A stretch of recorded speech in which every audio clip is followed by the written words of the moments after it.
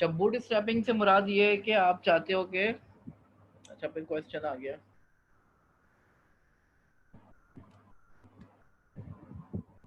चलो ठीक है।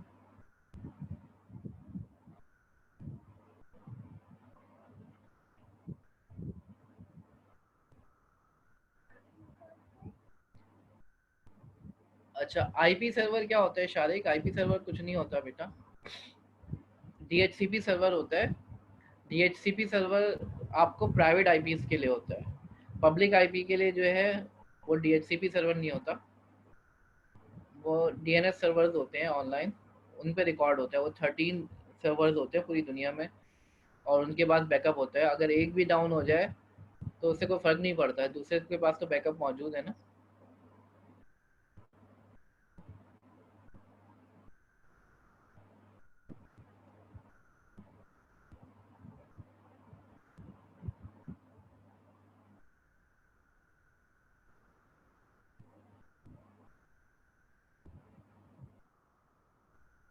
अच्छा, ये नेटवर्किंग के क्वेश्चंस ना करें जुनेद, अभी हम क्लाउड की क्लास ले रहे हैं। अच्छा उसामा,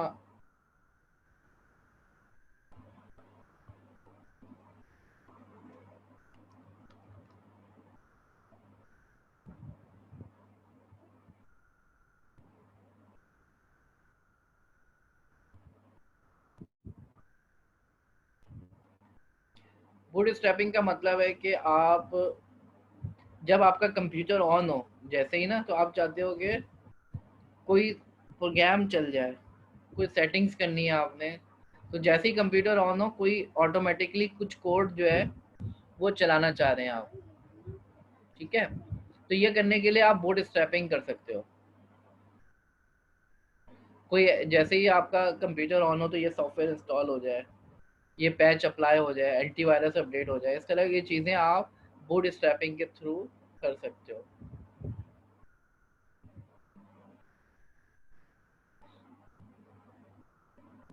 ठीक है। आप अपनी वीएम चला दी आपने, ऑनलाइन इंस्टेंस चल रहा है, अब आप जो है उसको, उस पर आपने चीज़ें भी इंस्टॉल की, सॉफ्टवेयर भी अपग्रेड किया, अब आप जिसका बैकअप लेना चाह रहे हो, या आप बोल रहे हो कि इसको मैं किसी और मशीन पर ट्रांसफ़र करना चाह रहा हूँ, तो आप उसको एक्सपोर्ट करके आप पूरे इन्वायरमेंट को अपने एक्सपोर्ट कर सकते हो और किसी दूसरे मशीन पे चला सकते हो,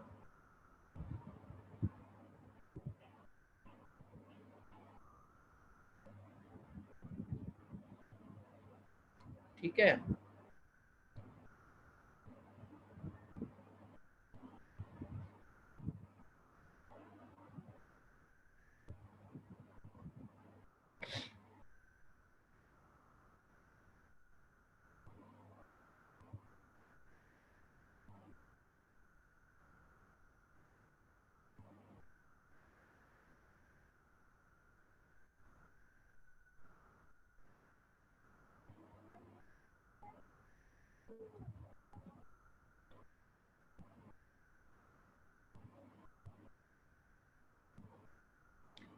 अच्छा, कुलसुम का सवाल है लिनक्स इंस्टेंस क्या होंगे। लिनक्स इंस्टेंस से मुराद ये आपकी जो AMI फाइल है उसमें लिखा हुआ है कि इस पे लिनक्स चलेगा, और इसके ऊपर जो है कौन कौन से सॉफ्टवेयर चलेंगे ना, तो लिनक्स ऑपरेटिंग सिस्टम का इंस्टेंस बना सकते हो, ठीक है। जब यानी जब आप उसको चलाओगे तो लिनक्स चल जाएगा।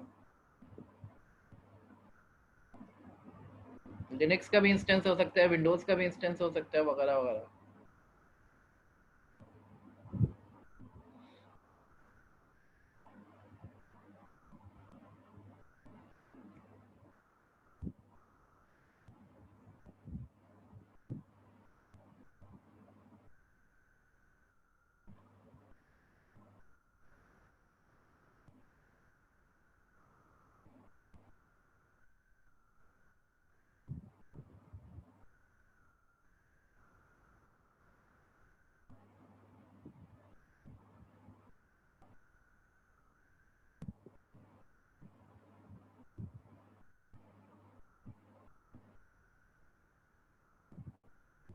अच्छा जी, आगे चलते हैं।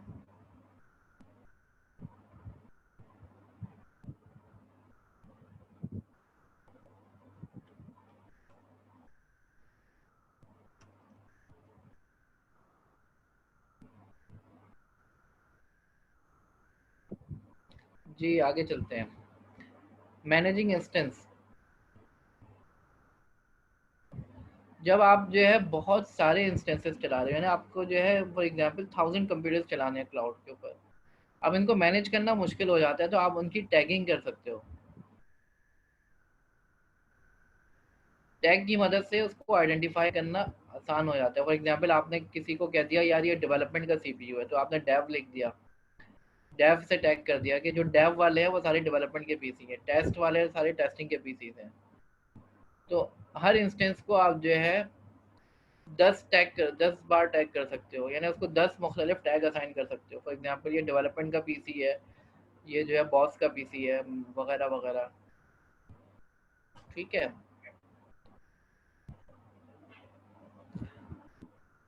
मॉनिटरिंग इंस्टेंसेस,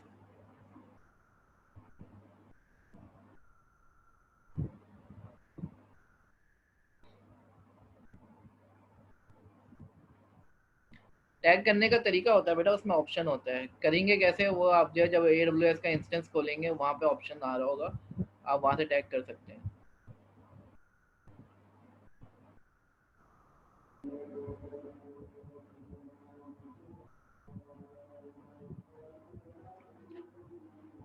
AWS में एक और सर्विस होती है क्लाउड वॉच की, जिससे आप मॉनिटरिंग कर सकते हो और अलर्ट जनरेट कर सकते हो। क्या मॉनिटरिंग से मुराद क्या है? फॉर एग्जांपल ये कंप्यूटर है, ये कहीं बहुत ज़्यादा इस पे लोड तो नहीं पड़ रहा है, ये मॉनिटर कर सकते हो आप। ठीक है। अच्छा जी।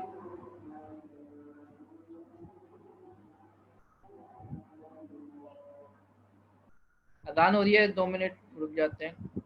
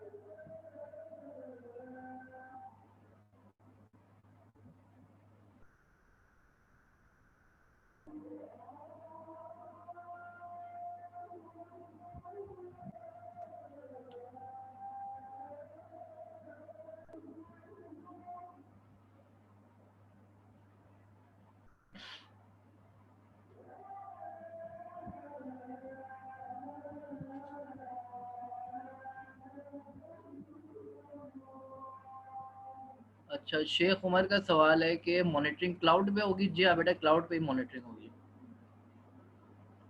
थ्रू क्लाउड ही होगी। अच्छा जी, तो ये चीज़ मॉनिटर की जाएगी कि आपके किसी इंस्टेंस पे लोड तो नहीं पड़ रहा है, कौन आ रहा है कौन जा रहा है, इस इंस्टेंस से कनेक्ट कौन हो रहा है, पूरी जो है इन्फॉर्मेशन जो है, मॉनिटर का मतलब है देखना कि क्या क्या चीज़ें हो रही हैं उसके ऊपर।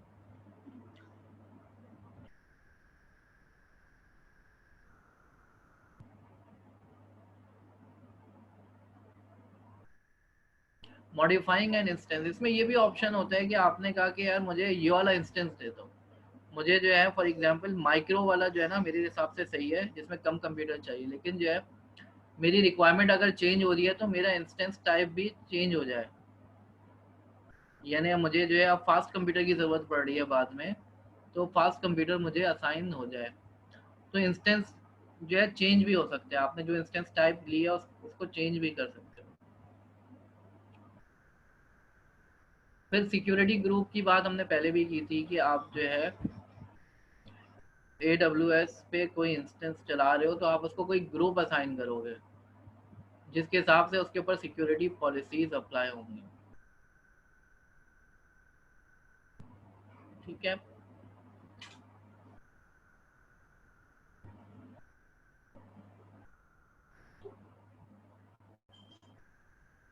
टर्मिनेशन प्रोटेक्शन, जब आपको किसी इंस्टेंस की ज़रूरत नहीं है, आप जो है EC2 का जो मैनेजमेंट कंसोल है, इसकी जो GUI है, AWS का मैनेजमेंट कंसोल है, आप वहाँ से उसको शट डाउन कर सकते हो, टर्मिनेट कर सकते हो, लेकिन आप इसको लॉक भी कर सकते हो कि यार वहाँ से बंद ना हो, जब खुद ही बंद हो वो ना, ये किसी और तरीके से बंद हो, हम CLI से बंद करें या प्रोग्रामिंग के थ्रू बंद करें, लेकिन जो है वहाँ से जैसे चाइल्ड लॉक लगता है ना गाड़ी में, वैसे ही है ये चीज़ कि कोई गलती से बंद ना हो जाए। प्राइसिंग ऑप्शंस,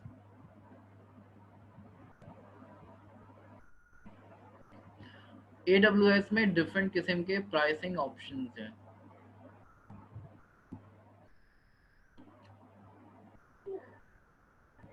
आपको जो है पर आवर के हिसाब से पे करना पड़ता है, लेकिन जो है अब 3 तरह के इंस्टेंसेस हो सकते हैं, on demand, reserved and spot instance. On demand का मतलब क्या है?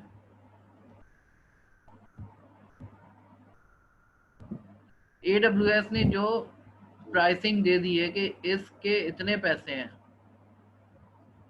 उतने पैसे में जो है आप पर आवर के हिसाब से चार्ज होंगे, उनके फिक्स्ड पैसे हैं।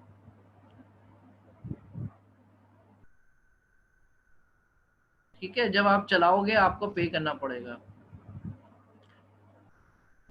सबसे सस्ता यही पड़ता है। ठीक है, दूसरा तरीका क्या है? रिजर्व्ड इंस्टेंस, आप रिजर्व करके रख लो, आपको थोड़ा सा सस्ता पड़ेगा ये, आपने कह दिया AWS को कि मेरे लिए इतना रिजर्व कर दो,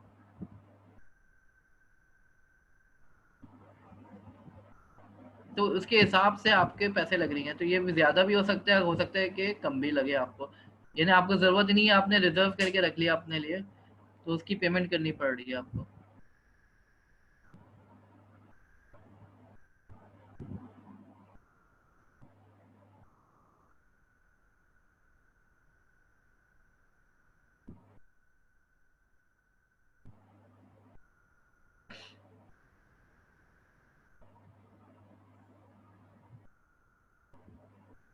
अच्छा अनस, कोई क्वेश्चन है आपका?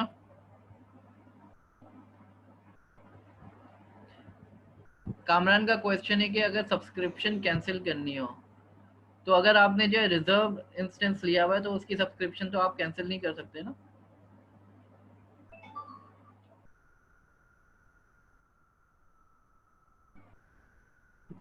और उसके बाद जो है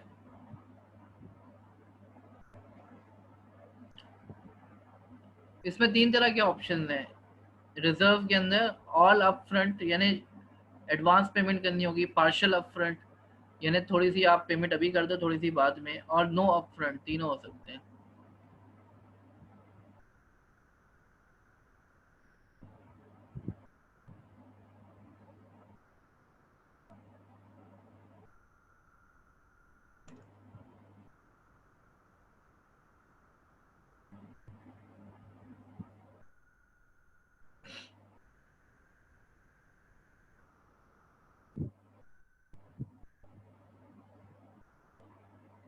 अच्छा जी।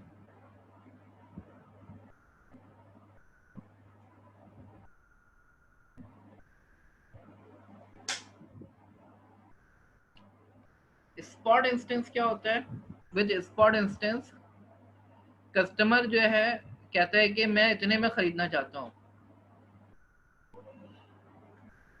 और उसकी अवेलेबिलिटी देखते हुए, डिमांड देखते हुए ये डिसाइड होता है कि इतने में इसको अलाउ करना ही नहीं करना। अगर उसकी कीमत, करंट कीमत जो है उस स्पॉट की जो है आपकी बिड से कम है, तो आपको एलोकेट कर दिया जाएगा। तो जैसे बिडिंग होती है, तो इस तरीके से होगा ये। ठीक है, अभी जो कीमत चल रही है उसकी, उसके हिसाब से आपकी पेमेंट होगी।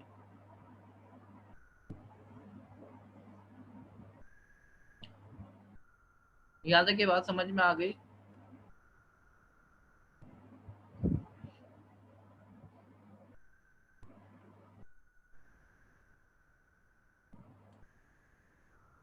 ठीक है, अब आते हैं इंस्टेंस स्टोर्स के ऊपर।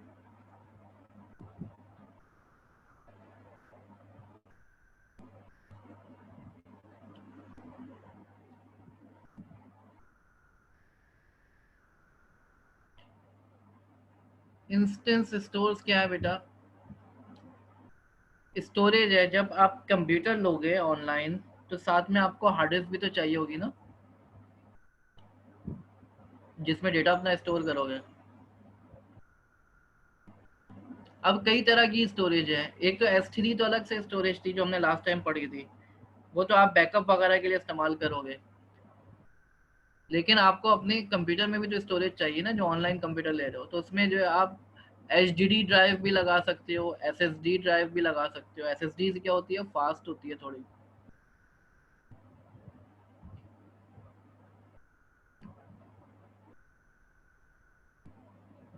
अच्छा, इनका नुकसान क्या है? ये जो ये एफीमेरल होती हैं, ये डेटा आपका लॉस भी हो सकता है अगर जो है कोई फेलियर आ जाए। इंस्टेंस आपने बंद कर दिया, अपना कंप्यूटर बंद हो जाएगा तो डेटा लॉस हो जाता है। ठीक है, ये लॉन्ग टर्म स्टोरेज नहीं है, तो इसके ऊपर डिपेंड नहीं करना। अपना डेटा आपने जो है S3 पे रखना है। You can not rely on instance stores for valuable long term data. Long term data के लिए ये फायदेमंद नहीं है।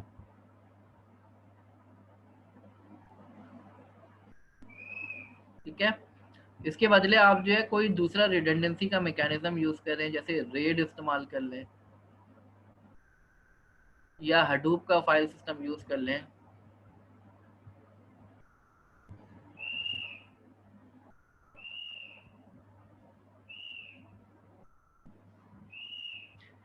डेटा को बैकअप करना है तो अमेजोन S3 पे करें या EBS के ऊपर करें।